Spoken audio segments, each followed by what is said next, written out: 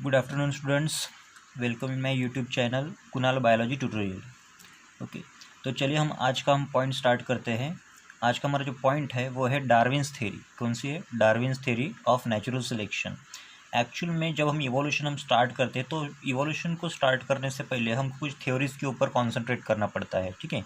Because theories ही वो होती है जो आपको इवोल्यूशन का आपको वो आपको रास्ता बताती है कि इवोल्यूशन कहाँ से स्टार्ट हुआ था, या आपको बेसिक पॉइंट्स आपको कुछ पता होनी चाहिए उसके बारे में। इसलिए हमको कुछ थ्योरी के ऊपर कॉन्सेंट्रेट करना पड़ता है। ओके, तो जब भी आप इवोल्यूशन के बारे में आप पढ़ते हो तो तब आपको जो दो मोस्ट इंपॉर्टेंट जो साइंटिस्ट की थ्योरीज है या हाइपोथेसिस बोलेंगे, तो उनके ऊपर आपको थोड़ा कॉन्सेंट्रेट करने की ज़रूरत है।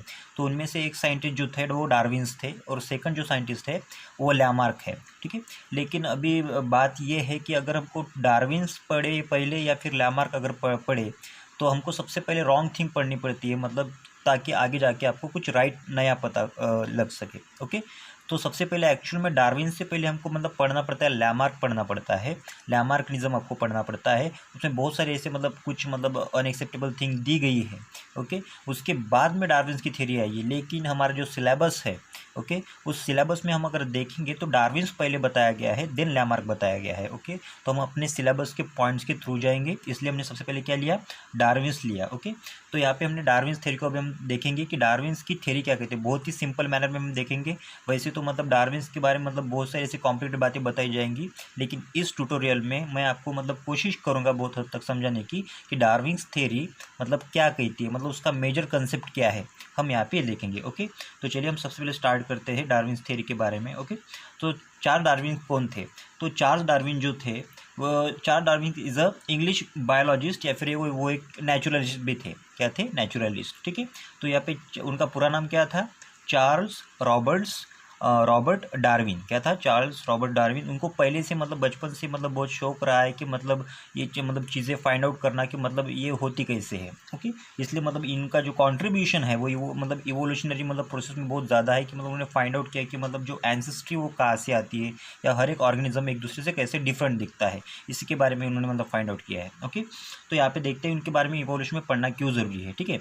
So great contribution in evolution, उनका बहुत ही ज़्यादा योगदान रहा है कि इवोल्यूशन में उन्होंने बहुत सारे ऐसे बेसिक कंसेप्ट बताई है जिसका आंसर किसी ने भी स्टार्टिंग में नहीं बताया है। ओके, इसलिए उनका इवोल्यूशन पढ़ते समय हमेशा डार्विन्स थ्योरी में हमको यहाँ पे पढ़ना पड़ता है। तो ग्रेट उनका बहुत कंट्रीब्यूशन रहा है इवोल्यूशन में। So basic principle is natural selection. उन्होंने जो थ्योरी जो बताई है, ओके, जो डार्विन्स थ्योरी में जो मेन जो कंसेप्ट लिखी गई है उसका एक बेसिक प्रिंसिपल है, और वो प्रिंसिपल कौन सा है? Natural selection. कौन सा उनका बेसिक प्रिंसिपल? Natural selection. अब नेचुरल सिलेक्शन को, इस वर्ड को मैंने हाईलाइट यहाँ पे इसलिए किया है कि उसका मेन जो एक कंसेप्ट होता है, जो एक मेन जो बेस होता है, वो आपको समझ में आना चाहिए। डार्विन्स की थ्योरी का जो मेन प्रिंसिपल है वो कौन सा है? Natural selection. अब नेचुरल सिलेक्शन क्या होता है? नेचुरल सिलेक्शन ये होता है कि अगर कोई नेचर के अकॉर्डिंग अगर अपने बॉडी में अगर कोई चेंज अगर करता है, अगर वो चेंज नेचर के परमिशन के साथ अगर होता है, तो वो चेंज एक्सेप्टेबल होगा, उस ऑर्गेनिज्म में कोई भी प्रॉब्लम नहीं देखी जाएगी, ठीक है। इस बात को ध्यान से समझिए, मैंने क्या बोला है। नेचुरल सिलेक्शन नेचर द्वारा जो भी चेंजेस हो चुके हैं उस ऑर्गेनिज्म ने, अगर वो नेचर के अकॉर्डिंग अगर होता है, नेचर के दायरे में होता है, जो उसके नेचर के जो रूल्स एंड रेगुलेशंस होते हैं उसके अकॉर्डिंग अगर उस ऑर्गेनिज्म में अगर वो एडेप्टेशन अगर पाया जाता है, वो चेंज अगर पाया जाता है, तो वो चेंज एक्सेप्टेबल है। अगर कोई चेंज उस ऑर्गेनिज्म ने नेचर के अगर अगेंस्ट अगर जाता है, तो नेचर उसको उसको पनिश करेगा, उसको आगे की जनरेशन में ट्रांसफ़र नहीं करेगा। ओके, तो जो ये डार्विन ने यही बताया है कि जो कुछ भी इवोल्यूशन में हम चेंजेस देखते हैं, तो वो सब नेचर के सिलेक्शन की वजह से है। वो नेचर सिलेक्ट करता है कि ये चीज़ ठीक है या गलत है। अगर अगर चेंज अगर ठीक है तो ऑफकोर्स उसको, उस ऑर्गेनिज्म को उसका बेनिफिट होगा। अगर वो ठीक अगर नहीं है तो उसको प्रॉब्लम हो सकती है, ठीक है। देन ये उसका बेसिक प्रिंसिपल है, ठीक है। देन डार्विन, अभी ये उसकी उन्होंने कुछ स्पेसिमेन कलेक्ट किए, उसके बारे में है। Darwin's collected innumerable species of plant and animal. जैसे कि मैंने स्टार्टिंग में बताया है कि जो डार्विन्स की जो थ्योरी थी वो स्टार्ट होती है एक जर्नी से। कहाँ से स्टार्ट होती है, जर्नी से। उन्होंने जब जर्नी की, ये फाइंड आउट करने की कोशिश की कि मतलब क्यों मतलब यहाँ पे हर एक ऑर्गेनिज्म एक दूसरे से डिफरेंट दिखता है। ओके, ये ऐसी क्या बात होती है कि मतलब यहाँ पे हर एक इंडिविजुअल जो रहता है, चाहे मतलब प्लांट हो, प्लांट की तो स्पीसीज है लेकिन बहुत सारी है, यहाँ पे कोई भी प्लांट एक जैसे दिखता नहीं, ऑर्गेनिज्म है लेकिन ऑर्गेनिज्म भी क्या दिखते हैं, एक दूसरे डिफरेंट दिखते हैं। या ऐसा क्यों है, उन्होंने मतलब ये फाइंड आउट करने की कोशिश की। तो इस फाइंड आउट मतलब इसको मतलब इस क्वेश्चन का आंसर ढूंढने के लिए सबसे पहले उन्होंने बहुत सारे मतलब थिंग्स का कलेक्शन किया है, ठीक है। देन अभी उन्होंने फाइंड आउट किया है कि मतलब ये कैसा क्यों होता है। Individual organism is nature differ from one another due to inheritance, ठीक है। उन्होंने क्या बताया है कि मतलब यहाँ पे हर एक ऑर्गेनिज्म एक दूसरे से डिफरेंट तो दिखता है लेकिन उसका राज क्या है, ड्यू टू द इनहेरिटेंस। ये मतलब हमने जेनेटिक्स में पिछली बार पढ़ा था कि इनहेरिटेंस मतलब क्या होता है। ऐसे जो कैरेक्टर जो जनरेशन टू जनरेशन जो ट्रांसमिट होते हैं, ठीक है, तो हम उसे क्या कहते हैं, मतलब इनहेरिटेंस मतलब थोड़ा मतलब थोड़ा मतलब पाया जाता है। ओके, मतलब जो एंसेस्टर होता है, जो उसका मेन एंसेस्टर होता है, उस एंसेस्टर के बाद में जो भी जनरेशन आगे कैरी होगा वही उनकी जो जनरेशन होगी वही कैरेक्टर आगे आगे ट्रांसमिट करेगी। ओके, तो ऐसे मतलब बायोफर्गेशन हो जाता है उनमें, मतलब कुछ थोड़ा थोड़ा जो जैसे जैसे नेचर चाहेगा वैसे वैसे मॉडिफिकेशन होता है। ओके, तो मॉडिफिकेशन हो जाने के बाद में हर एक ऑर्गेनिज्म थोड़ा मतलब एक दूसरे से डिफरेंट दिखता है, क्योंकि वो अलग अलग जगह पे अगर रहेगा तो उस जगह के अकॉर्डिंग उसको एडजस्ट होना पड़ता है, अडेप्ट होना पड़ता है। इसलिए आप देखते हो कि मतलब बहुत सारी जगह पे मतलब बर्ड्स तो है लेकिन बर्ड्स की अगर आप मतलब बीक अगर देखते हो तो बीक का जो मतलब जो स्ट्रक्चर है या फिर उसका मतलब जो आप पैटर्न जो देखते हो वो डिफरेंट है, ठीक है। मतलब अगर आप क्रो की अगर बीक लोगे, ठीक है, या अगर हेन की अगर लोगे या आप कौन सा भी बर्ड लो, पीकॉक लोगे, तो उनकी मतलब जो बीक की जो मतलब अरेंजमेंट है वो डिफरेंट है, ठीक है। अब वो डिफरेंट क्यों है, क्योंकि उनकी जो जगह है उन्होंने जैसे मतलब उनका जो फूड का होगा, ठीक है, जैसे कि मतलब कोई फिश कलेक्ट करता है, कोई मतलब वर्म्स कलेक्ट करता है, ठीक है, या कोई मतलब हार्ड सब्सटेंस को ब्रेक करने के लिए मतलब उसको मतलब वहाँ पे मतलब होने कुछ वेपन जैसा मतलब यूज़ करता है। तो वो डिपेंड करता है कि वो कंडीशन कैसी है, तो उस कंडीशन के अकॉर्डिंग मतलब वो सारी बातें मतलब एक्वायर्ड कर लेता है, ठीक है। तो यहाँ पे मतलब उनको मतलब इस कंडीशन को एडजस्ट होने करने के लिए उनके बॉडी में नए नए मॉडिफिकेशन होते गए, इसलिए हर एक ऑर्गेनिज्म एक दूसरे से क्या दिखता है, थोड़ा मतलब उसमें मॉडिफिकेशन होते गए, तो यहाँ पे थोड़ा हर एक ऑर्गेनिज्म थोड़ा डिफरेंट दिखता है, ठीक है। Then Darwin's had publish a book, ठीक है, मतलब उन्होंने मतलब ये सारी जो बातें हैं जो उनकी जो मेजर जो थेरीज थी, ओके, उन्होंने सारी ये थेरीज मतलब एक पर्टिकुलर बुक में उन्होंने सारा मैटर यहाँ पे लिख दिया है और उन्होंने बुक को टाइटल दिया है ओरिजिन ऑफ स्पीसीज। क्या दिया है, ओरिजिन ऑफ स्पीसीज उन्होंने टाइटल दिया है। अब वो थेरी क्या कहती है, ऑल द ऑर्गेनिज्म रिप्रोड्यूस प्रोलिफरी, ठीक है, प्रोलिफिकली, ठीक है। अब यहाँ पे मतलब क्या बोला गया है यहाँ पे कि हर एक ऑर्गेनिज्म क्या करता है, रिप्रोडक्शन परफॉर्म करता है। अब रिप्रोडक्शन क्यों परफॉर्म करना पड़ता है, इसका इंपॉर्टेंस ये है कि अगर आप देखते हो कि अगर कोई लिविंग ऑर्गेनिज्म अगर रिप्रोडक्शन अगर परफॉर्म अगर नहीं करता है तो अपना एग्जिस्टेंस खो देगा, मतलब उसकी जो उसकी जनरेशन होगी वो आगे कैरी नहीं होगी, ठीक है। इसलिए मतलब यहाँ पे क्या करना पड़ता है, रिप्रोडक्शन करना पड़ता है। रिप्रोडक्शन अगर वहाँ पे अगर नहीं होगा तो उसकी आगे की जनरेशन ट्रांसमिट भी नहीं होगी और उसका कुछ एग्जिस्टेंस भी नहीं होगा, ठीक है। इसलिए मतलब खुद का एग्जिस्टेंस बचाने के लिए हमको क्या करना पड़ता है, रिप्रोडक्शन करना पड़ता है। ओके, तो ये किसने बताया है, डार्विन्स ने बताया है कि यहाँ पे जितने भी लिविंग ऑर्गेनिज्म है, चाहे मतलब प्लांट हो या एनिमल हो या अदर कोई मतलब माइक्रो ऑर्गेनिजम्स हो, वो भी क्या करते हैं, खुद का नंबर एम्पलीफाई करते हैं, मतलब वो प्रोलिफरेटली मतलब क्या करते हैं, रिप्रोड्यूस करते हैं, ताकि यहाँ पे इक्विलिब्रियम मतलब कांस्टेंट रख सके, ठीक है। देन क्या कहते हैं, competition is important for survive. Okay, तो यहाँ पे इस बायोस्फीयर पे सर्वाइव करने के लिए, ठीक है, ये सारा जो मैटर है वो थ्योरी में लिखा गया है, ठीक है। उसका मैंने सिर्फ एक एब्स्ट्रैक्ट निकाला है आपको समझाने के लिए, ठीक है। तो यहाँ पे क्या बोला गया है, कंपटीशन मतलब कंपटीशन हर एक ऑर्गेनिज्म दूसरे ऑर्गेनिज्म के साथ करता है, क्यों, सर्वाइव करने के लिए, ठीक है। अगर मैं इस बात को अगर आपको समझाने के लिए अगर मैं बोल दूँ कि अगर आप जंगल का अगर एग्जाम्पल लोगे तो वहाँ पे अगर हिरन भी होता है और शेर भी होता है, ठीक है, तो दोनों भी क्या करते हैं, मतलब कॉम्पिटिशन मतलब करते हैं। कॉम्पिटिशन मतलब कैसा हो गया यहाँ पे, तो देखिए जो मतलब अगर हम डियर देखते हैं, ठीक है, तो वो भी मतलब सर्वाइव करता है, वो भी मतलब ग्रास के ऊपर मतलब डिपेंड रहता है, ठीक है। लेकिन जो शेर रहता है वो तो मतलब डियर के ऊपर डिपेंड रहता है। ओके, वो इसका मतलब वो जो अगर शेर अगर पीछा अगर करेगा, ठीक है, उसको शिकार करने के लिए अगर हिरन का, तो वो शिकार जो हिरन रहता है वो खुद की जान बचाने के लिए मतलब दौड़ेगा और शेर मतलब खुद की मतलब जो उसकी जो भूख होगी मिटाने के लिए कोशिश करेगा, ठीक है। मतलब यहाँ पे हर एक जगह पे मतलब कुछ ना कुछ यहाँ पे कंपटीशन चालू है, ठीक है। तो यहाँ पे हर एक ऑर्गेनिज्म क्या करेगा, कंपटीशन करेगा, ठीक है। तो कंपटीशन करना मतलब यहाँ पे सर्वाइव करना मतलब ये बात होती है, मतलब सर्वाइव करने के लिए आपको कंपटीशन करना ही पड़ेगा। विदाउट कंपटीशन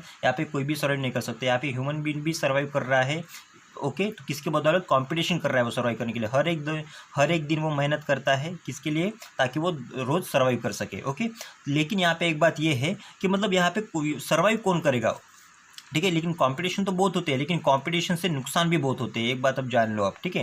कंपटीशन के बेनिफिट होते हैं, लेकिन कंपटीशन के बेनिफिट कम और लॉस बहुत ज़्यादा होते हैं, ठीक है। तो यहाँ पे कंपटीशन का आपको पता है सर्वाइव करने के लिए चाहिए, ठीक है। जो ऑर्गेनिज्म जो सर्वाइव कर रहे हैं उनमें कंपटीशन होना चाहिए, अदरवाइज यहाँ पे मतलब सर्वाइव यहाँ पे कोई चांस नहीं बनता। जैसे कि मतलब हर एक ऑर्गेनिज्म अगर वहाँ पे अगर टेरिटोरी बचाने के लिए खुद मतलब उस टेरिटोरी को बचाने के लिए कंपटीशन करेगा दूसरे ऑर्गेनिज्म के साथ, ठीक है। जो ऑर्गेनिज्म सर्वाइव करेगा वो टेरिटोरी उस कैंडिडेट की हो जाएगी, ठीक है।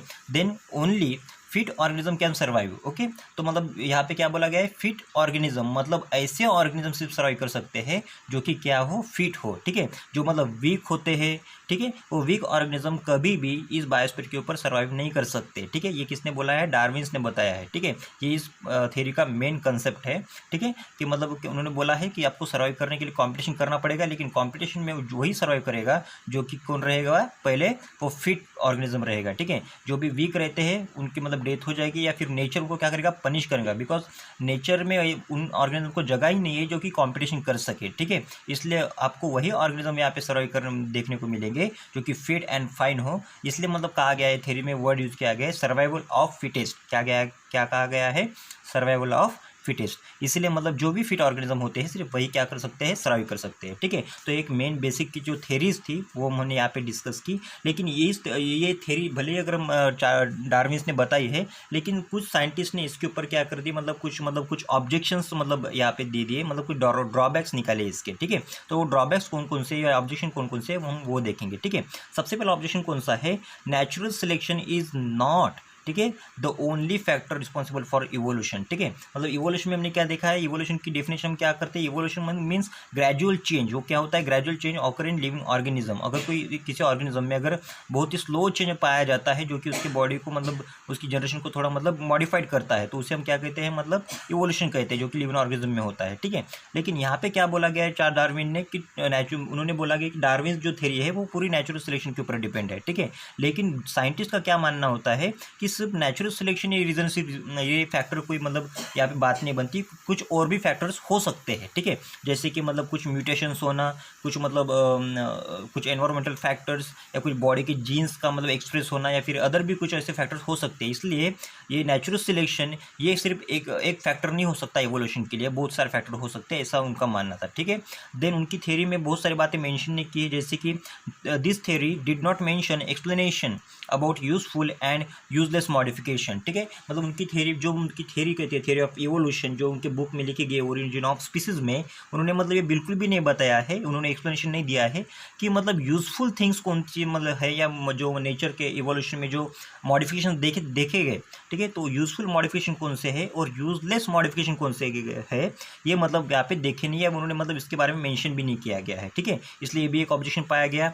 Then next objection is theory gives no explanation about slow change and abruptly change, ठीक है। एब्रप्ट मतलब यहाँ पे आपको पता है कि मतलब फास्ट चेंज कौन से या फिर स्लो चेंज कौन से, ठीक है। अगर डार्विन्स ने अगर कहा है कि मतलब ये नेचुरल सिलेक्शन की वजह से मतलब बॉडी में कुछ नए नए चेंजेस नज़र आते हैं, तो उन्होंने ये मेंशन करना चाहिए था कि मतलब ये मतलब जो ये पर्टिकुलर जो बॉडी पार्ट्स है या ये ऑर्गन है, ये स्लोली चेंज होने की वजह से हुए हैं, या फिर इसका ऐसा स्ट्रक्चर है, या फिर एब्रप्टली चेंज होने की वजह से हर एक ऑर्गेनिज्म ऐसे दिखता है। तो उन्होंने मतलब ये बातें भी यहाँ पे मेंशन नहीं की है, ठीक है। तो ये जो 3 ऑब्जेक्शंस है अभी भी डार्विन्स थ्योरी के ऊपर मतलब है। लेकिन इस बात को जानने के बावजूद भी कि इतना बात आपको पता है कि मतलब डार्विन्स की इतने ये थ्योरीज है, ओके, और थ्योरी के बाद भी अगर ये 3 ऑब्जेक्शन है, फिर भी आपको अगर एक स्टेटमेंट आपको पढ़ने को मिलेगा, Darwin's work on evolution has been a milestone. मतलब भले ही यहाँ पे 3 ऑब्जेक्शन होंगे इस थ्योरी के ऊपर, लेकिन अगर आपको अभी भी अगर इवोल्यूशन के बारे में अगर स्टडी करना है